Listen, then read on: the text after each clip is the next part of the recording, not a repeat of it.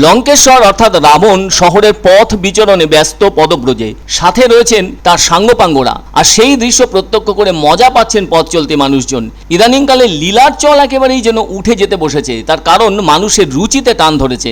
তবুও কয়েকটি জায়গায় কীর্তনের আসর বসলে রাবণের ভূমিকা তাতে প্রত্যক্ষ করা যায়। আর এই গরমের মধ্যে লঙ্কার রাজা রাবণ যেন হেঁটে চলেছেন একটি সাধারণ মানের শহরের পথ ধরে। হেঁটে চলা রাবণ কিন্তু নির্বিকার, আবার তার সঙ্গী সাথীরাও নির্বিকার।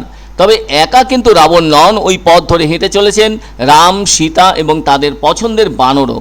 ও হ্যাঁ, বলতে ভুলে গেছি, সেই শহরের নাম জলপাইগুড়ি। ফলে অবলীলায় ওই শহরের পথ ধরে হেঁটে চলেছেন রামায়ণের খ্যাতনামা বীর পুঙ্গবরা। কিন্তু তাদের পোশাকের সেই গড়ন নেই, তবুও যা পরনে আছে তার ভেতর দিয়েই প্রতিভাত হচ্ছেন তারা অবলীলায়। একটা ব্যাপার কিন্তু অদ্ভুত ঠেকছে সকলের কাছে, সেটা হলো পৌরাণিক ওই চরিত্রগুলির রূপারোপ করার ভেতর দিয়ে মনোরঞ্জনের জায়গা তৈরি হয়েছে। কোথাও কোনো পালা গানের আসর বসলেই এইসব চরিত্রেরা হাজির হন, আর সেই চিরাচরিত রাম রাবণের দ্বন্দ্ব যেন উপস্থিত হয়। শহুরে কীর্তনের আসরে বিষয়টা কম থাকলেও আজও গ্রামাঞ্চলের কীর্তনের আসরে এসবের কদর আছে। আজও সেসব প্রত্যক্ষ করে আনন্দ পান মানুষ। সেই সঙ্গে এই শহরের ভেতর দিয়ে এভাবে তাদের একসঙ্গে যেতে থাকায় মজা উপলব্ধি করছেন। অবাক চোখে রোদ মাথায় নিয়ে তাদের ওই যাওয়াকে প্রত্যক্ষ করছেন পথ চলতে মানুষজন। এদিকে যারা পৌরাণিক পালার চরিত্রদের রূপ ধরে পদব্রজে চলছেন, তাদের বক্তব্য এটা তাদের প্রকৃত পেশা নয়, এটা হলো ভালো লাগার একটা দিক। এ ধরনের চরিত্রের ভেতর দিয়ে নিজেদের আবেগকে প্রকাশ করতে ভালোবাসেন তারা। এদের অনেকেই তাদের পূর্বপুরুষের পেশাকে ভালোবেসে এ পথে নেমেছেন, যাকে অনুসরণ প্রিয় বললে ভালো হয়। আসলে পৌরাণিক চরিত্রে অভিনয় করাদের মূল পেশা হলো কৃষি। কৃষিকাজের পর যে অবসর সময়টুকু তারা পান, সেই সময়টুকু তারা এ ধরনের কাহিনী পালায় দিয়ে থাকেন।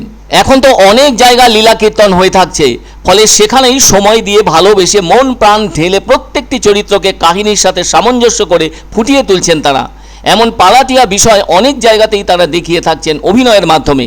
হিন্দু মহাকাব্য রামায়ণের প্রধান খলনায়ক হলো রাবণ। রাবণের প্রকৃত নাম দশানন বা দশগ্রীব। আর রাবণ নামটি তো শিবের দেওয়া।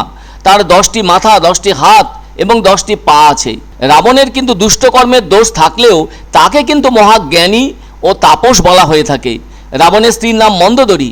রাবণের 3টি পুত্র সন্তান, মেঘনাদ, অতিকায় ও অক্ষয় কুমার। নারীদের প্রতি রাবণের দুর্বলতা যে ছিল, সেটা স্ত্রী মন্দোদরী ভালোভাবেই জানতেন। রাবণকে একটি মন্দ চরিত্রের ব্যক্তি হিসাবে তাকে ব্যাপকভাবে চিত্রিত করা হয়েছে। রাবণ কিন্তু শিবতাণ্ডব স্তোত্র সহ 6টি শাস্ত্র এবং 4টি বেদে সুপণ্ডিত ছিলেন। অন্যদিকে রাম হলেন হিন্দু দেবতা বিষ্ণুর 7ম অবতার। হিন্দু ধর্মে তাকে অযোধ্যার রাজা বলা হয়েছে। এছাড়াও রাম হিন্দু ধর্মে একজন জনপ্রিয় দেবতা। রাম সূর্যবংশে জন্মগ্রহণ করেছিলেন। তার স্ত্রীর নাম সীতা বা জানকী, আর তাদের পরম ভক্ত হনুমান। সমস্ত দক্ষিণ ও দক্ষিণ পূর্ব এশিয়ায় রাম একজন জনপ্রিয় দেবতা। অযোধ্যার রাজা দশরথের 3 জন স্ত্রী ছিলেন, ফলে প্রথমা স্ত্রী কৌশল্যার পুত্র রাম। হিন্দুরা রামকে সর্বশ্রেষ্ঠ পুরুষ বলে উল্লেখ করে থাকেন। রামের মন্ত্র হলো জয় শ্রীরাম। আবার সীতা হলো রামায়ণের প্রধান নারী চরিত্র। এছাড়াও তিনি শক্তিরূপা লক্ষ্মীর অবতার। রামায়ণের স্ত্রী হওয়ার ফলে তাকে রমাও বলা হয়ে থাকে। এই সীতাকে কেন্দ্র করে রামায়ণের কাহিনী যথেষ্ট আকর্ষণীয় হয়েছে বলে অনেকে মনে করেন। সেসব কথা যাই হোক না কেন, রামায়ণের চরিত্রগুলোকে যারা বাস্তব রূপ দিয়ে থাকছেন, তারাই দল বেঁধে শহরের পথ ধরে পদব্রজে চলছেন, যা দেখে আশ্চর্য হচ্ছেন পথ চলতি মানুষজন।